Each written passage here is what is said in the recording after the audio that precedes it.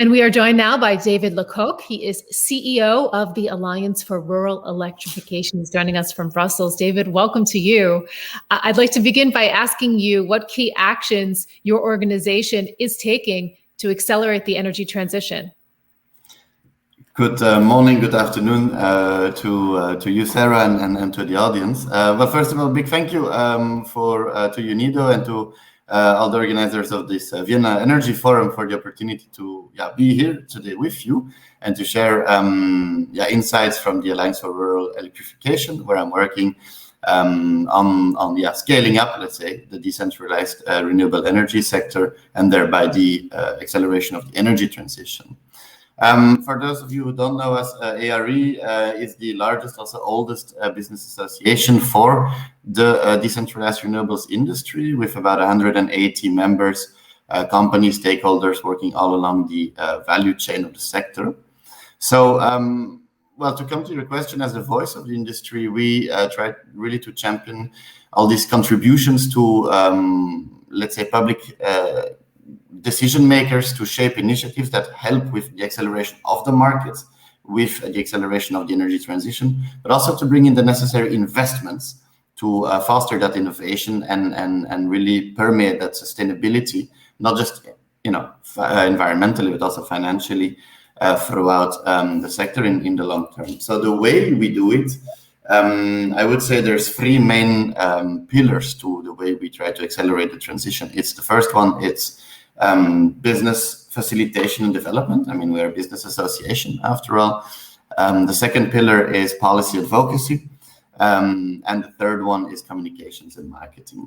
So in terms of business development, that means very much events, networking, business delegations, listings of procurements, best practices, advice. I mean, anything that we can really think of that will drive business to the companies, to the sector, with the logic that the more business they have, not only makes them happy, but also the more business they have, the more projects and the more connections we'll see on the ground, and so the more transition we'll see on the ground.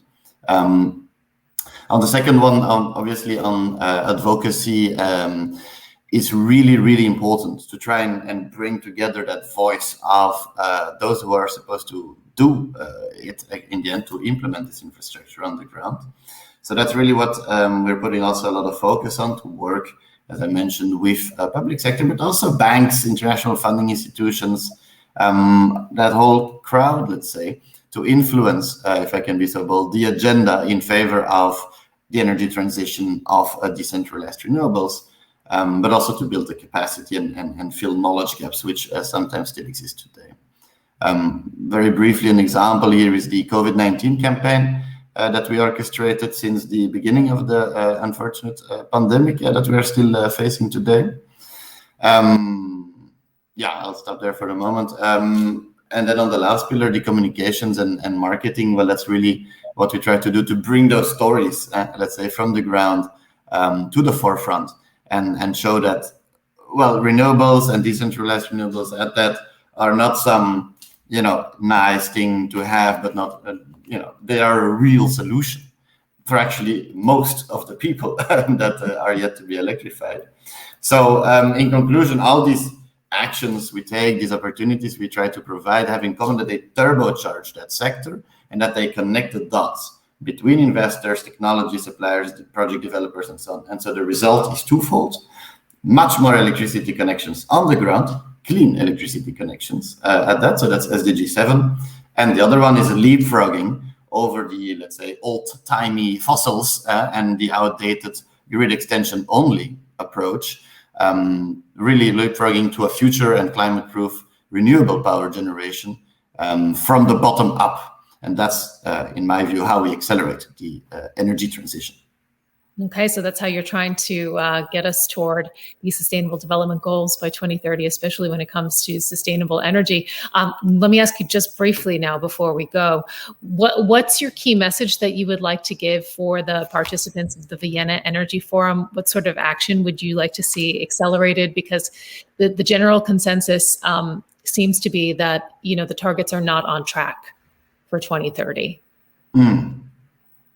Yes, that is an a very important point, I would say, that you outline. We are definitely not on track. If I look at SDG 7 specifically, we know that decentralized renewables are the least cost option. We don't say that, the IEA has said that, for more than half of all the connections needed to provide sustainable electricity by 2030. So for SDG 7 to get on track.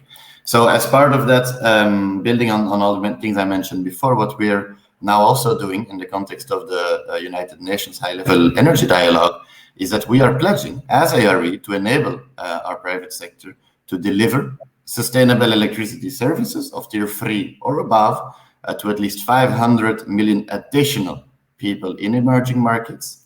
Secondly, to catalyze the creation of at least 5 million green jobs.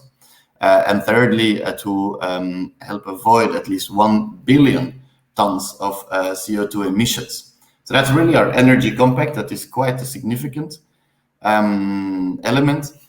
Obviously, even as the whole of let's put it this way, the X factor to reach radical scale and to get to those SDG targets is going to be the private sector.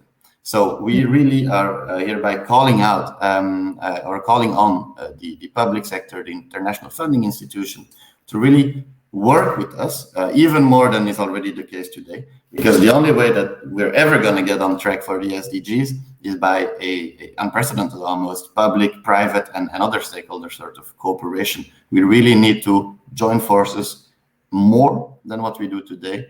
And I believe that with this compact that we are putting on the table, that is a perfect opportunity to actually deliver on SDG 7.